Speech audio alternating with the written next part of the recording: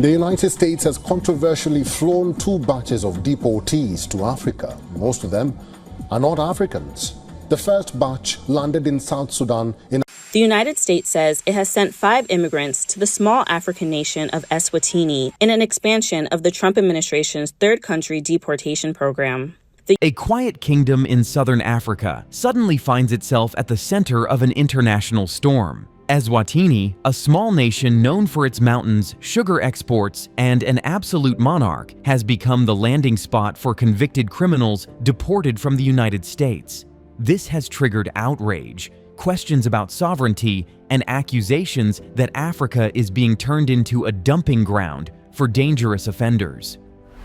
The start of the controversy. On July 16, 2025, a U.S. deportation flight touched down in Eswatini, carrying 5 men from Vietnam, Jamaica, Laos, Cuba, and Yemen. All had been convicted of serious crimes in the United States, including murder, robbery, child rape, and gang-related homicides, with prison sentences as long as 25 years. What stood out wasn't just the severity of their crimes, it was that none of these men had any connection to Eswatini. The deportation was part of U.S. President Donald Trump's controversial third country plan, which allows Washington to send foreign criminals to countries that have no direct link to them when their home nations refuse to take them back. The U.S. Supreme Court had recently upheld the legality of this approach, ruling that while third country deportations are not mandated, the government has the authority to carry them out under certain interpretations of U.S. immigration law. This decision opened the way for deportations to nations far removed from the deportees' origins. Tricia McLaughlin, the U.S. Department of Homeland Security Assistant Secretary, defended the move with strong words. She called the men individuals so uniquely barbaric that their home countries refused to take them back. In a post on X, she declared they were no longer a threat to American communities, thanks to Trump. While this statement was meant to reassure Americans, it sparked outrage in Africa. How Eswatini was drawn into the deal. Eswatini's acceptance of the deportees came after months of robust high-level engagements with Washington. Thabil Madluli, the kingdom's acting government spokesperson, confirmed that the arrangement was part of a broader third country deportation agreement. She claimed the deal was reached in collaboration with the International Organization for Migration to facilitate the eventual transit of the inmates to their home countries. However, she admitted there were no timelines for when or if this would happen. The secrecy surrounding the agreement has raised many questions. Critics ask, what exactly did Eswatini receive in return for accepting these men?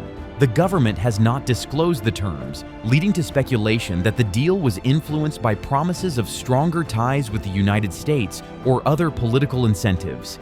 Outrage among Emaswati. Inside Eswatini, public anger is growing. Wandile Dludlu, deputy president of the People's United Democratic Movement, a banned pro-democracy party, called the move distasteful and fraudulent conduct by King Mswati III's government. He accused the monarchy of abusing national sovereignty to please Washington. This is attracting indignation from Emaswati for naked abuse of their sovereignty and territorial integrity as a nation and people, Dludlu told Al Jazeera. He also warned that accepting foreign criminals would worsen conditions in the country's already overcrowded prisons, which are operating at 170% of their capacity. Many of these facilities are outdated and poorly maintained, raising concerns about how they will house high-risk offenders. In addition to prison overcrowding, some citizens fear that the presence of dangerous deportees could spark social unrest or destabilization, especially if these individuals escape custody or if public anger continues to escalate. Civil society groups have threatened to take legal action. Organizations like the Southern Africa Litigation Center and the Swaziland Rural Women's Assembly argue that detaining these men violates Eswatini's own Correctional Services Act, as they have no legal ties to the country. Their detention, they say, has no lawful basis under domestic laws. The kingdom behind the headlines. Eswatini, formerly known as Swaziland, is a small, landlocked country bordering South Africa and Mozambique. It is one of the few remaining absolute monarchies in the world. King Mswati III, who has ruled since 1986, wields near-total power. Critics have long accused his government of suppressing political dissent and prioritizing royal luxury over citizens' welfare.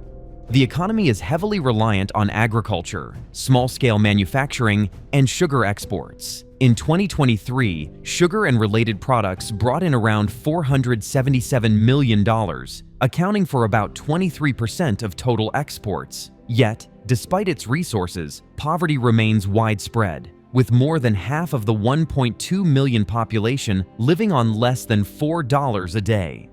King Mswati III's personal wealth is estimated at between $200 million and $500 million, while public services struggle. This contrast has fueled resentment, especially as the government takes decisions like this deportation deal that seem to prioritize foreign relations over domestic needs. The U.S. perspective.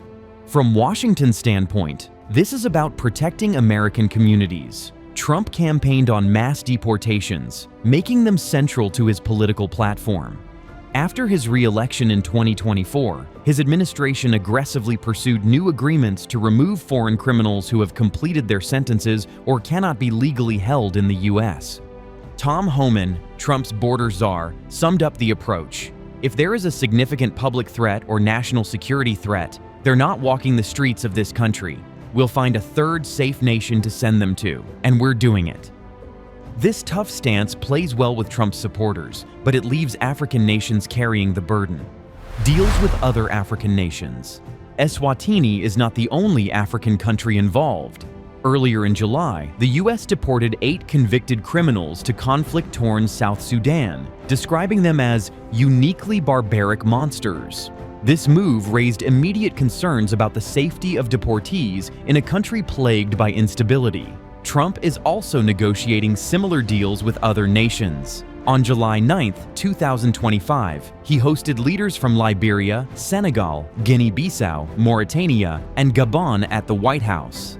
Discussions included not just the return of their own nationals, but also the possibility of accepting third-country deportees. Some nations, like Rwanda, have confirmed they are in talks with Washington. Others, like Nigeria, have outright rejected the pressure. Analysts like Daniel Akech from the International Crisis Group warn that some governments may agree as a goodwill gesture to improve relations with the U.S., while ignoring human rights concerns. Akech has called on the African Union and the United Nations to monitor these deportations to ensure deportees' safety. The role of human rights. Rights groups say this policy violates international norms. They point to the lack of transparency, the absence of legal guarantees for the deportees, and the strain placed on receiving countries' resources. They also question whether the deportees were informed of their rights or given access to consular assistance before being sent to countries they have no connection to. Chris Ogunmodeda, a foreign affairs analyst, raised additional concerns. He asked how long these deportees would be held, under what legal authority, and whether there were any safeguards in place. Without answers, he argues, the policy risks being seen as a clear abuse of power by the United States. Comparisons with other countries' policies.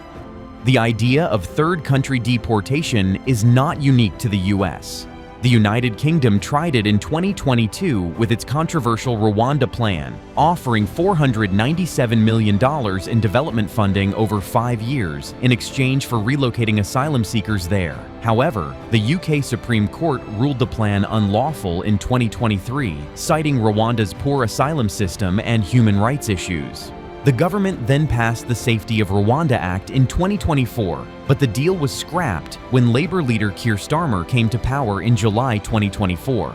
Israel also experimented with similar policies between 2013 and 2018, sending African asylum seekers to Uganda and Rwanda. This program collapsed after Israel's Supreme Court ruled it illegal due to lack of protections for deportees. These precedents suggest that such deals often face legal and ethical obstacles, and they rarely end well for the receiving nations. How Eswatini defends its decision. Despite the backlash, Eswatini's government insists there is no threat. In a public statement, Thabil Madluli reassured citizens that the deportees are being housed in isolated units within the country's correctional facilities where similar offenders are kept. She claimed that rigorous risk assessments were conducted and that the safety of the public was considered during negotiations. Still, some analysts warn that the continued presence of high-risk foreign criminals could heighten the risk of retaliation or violence, especially if tensions boil over into public protest or confrontation. Critics remain unconvinced. Without clear timelines or transparency about the deal, skepticism continues to grow. Trump's immigration crackdown behind the scenes.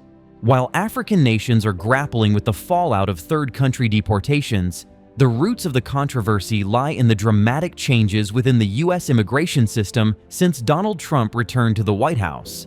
In just 6 months, his administration has transformed immigration enforcement into what some critics describe as a sweeping mass arrest and detention machine. The Guardian, working with the Deportation Data Project, uncovered the full scale of this crackdown. They obtained detailed records through a Freedom of Information Act lawsuit, showing how the U.S. Immigration and Customs Enforcement has been arresting immigrants at unprecedented rates. June 2025 saw daily arrests 268% higher than the same month in 2024. These numbers exploded after a heated May meeting where Trump's deputies Stephen Miller and Homeland Security Secretary Kristi Noem ordered ICE to aim for 3,000 arrests a day. By early June, ICE agents were detaining about 1,000 people daily. On June 4th, they broke records with nearly 2,000 arrests in a single day. Even more striking, for the first time in a decade, arrests of immigrants with no criminal record overtook arrests of those with criminal convictions. Who is being targeted? Despite Trump's public claims that his policies only target the worst of the worst, the data tells another story. Most people being arrested have no criminal history. ICE agents, under explicit orders, began large-scale raids in places like Los Angeles, storming car washes, garment factories, and even Home Depot parking lots. Public parks turned into hunting grounds where armored federal agents detained immigrant workers in full view of communities. This aggressive approach triggered backlash. In early July, a federal judge temporarily blocked immigration sweeps in Los Angeles, ruling that agents could not stop people without reasonable suspicion of an immigration violation. The lawsuit accused ICE of racially profiling residents, an accusation that added fuel to the controversy. Deportations without borders. Even with record arrests and detention, deportation numbers have fluctuated. Since January, the administration has deported more than 127,000 people, with Mexico alone receiving over 63,000. Central and South American nations, including Honduras, El Salvador, and Venezuela, have received tens of thousands more.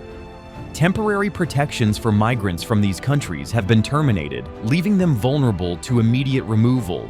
More than 8,100 people have been sent to countries where they have no ties. This includes Venezuelans sent to El Salvador, families from Russia sent to Costa Rica, and men from various countries sent to South Sudan and Eswatini, both facing human rights crises. In late June, the U.S. Supreme Court cleared the way for these deportations, even if migrants risk torture or persecution. This ruling has emboldened Trump to expand deals with countries willing to accept deportees, often in exchange for diplomatic favors or economic aid. Connecting the dots.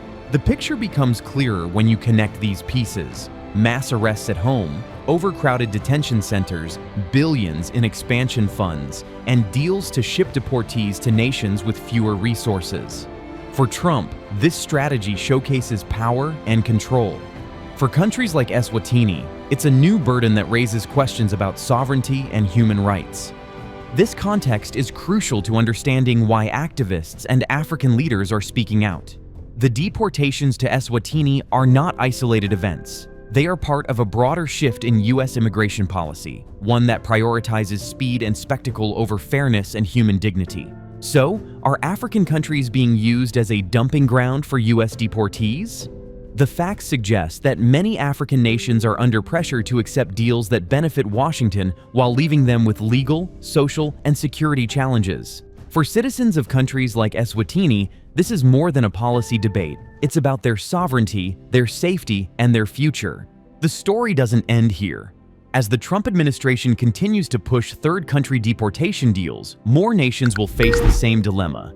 Should they accept these arrangements to strengthen ties with the U.S. or stand firm to protect their own interests? Let us know what you think in the comments. Is this policy a smart solution to a global problem, or is it unfairly burdening African nations?